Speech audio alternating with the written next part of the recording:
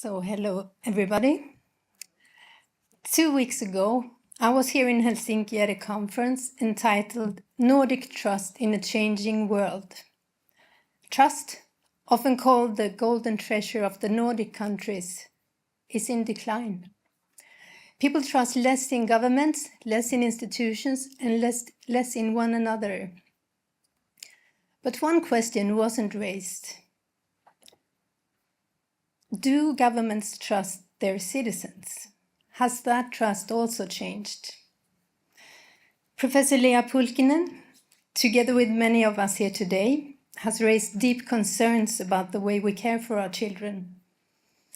Is that care truly based on fact, or is it driven by ideologies designed to fit the system rather than the people?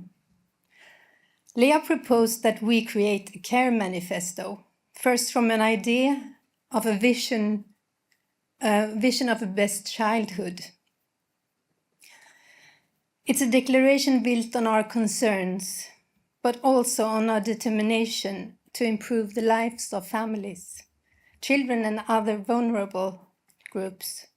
So FEFAF, Lappe and Professor Pulkkinen, we have worked together to draft this manifesto. And our hope is that it will serve as a starting point to change what no longer works and to build systems of care that truly serve people. Let me go back to the lack of trust and give some examples from Sweden. Can parents be trusted to care for their own children? Or is professional care considered superior? In Sweden, 2-year-olds spend more time in institutional care on weekdays than with their parents. At least in 2012, because since then there is no official data on how many hours children actually spend in preschool. Let me repeat.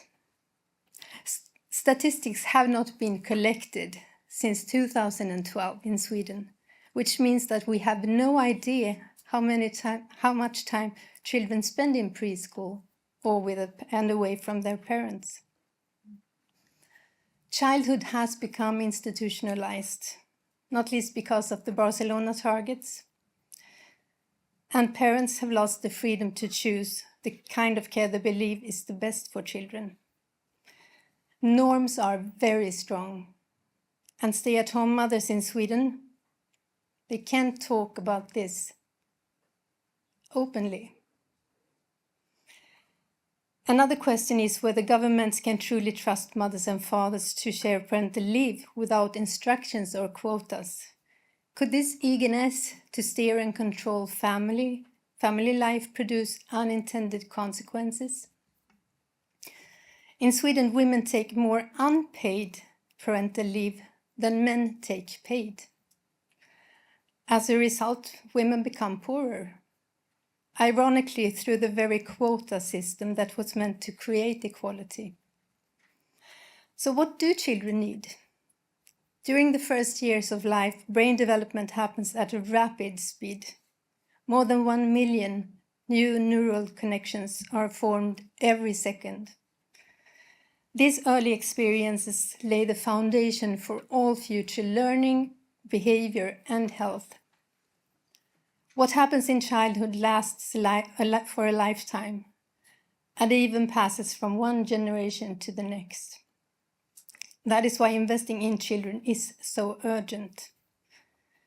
Research shows that the importance of attachment to a primary caregiver, most often the mother,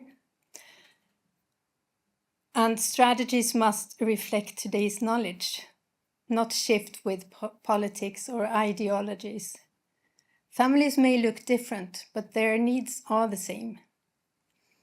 Motherhood and fatherhood both matter, yet women frequently choose and embrace the role of caregiving, a choice perhaps rooted in caring, giving birth to, and nursing their children.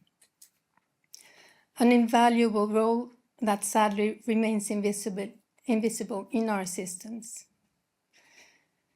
If another woman cares for my child, it is suddenly valued.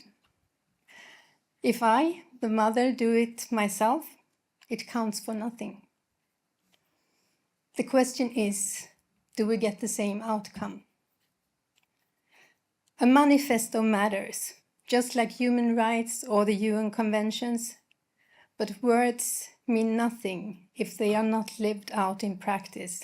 It is our actions, how we live, what we value, how we care for one another, and above all, how we care for our children that shape the world. The choice is ours today, to decide what kind of world we will build for tomorrow. The way we treat childhood is the way we shape our future. Thank you for listening.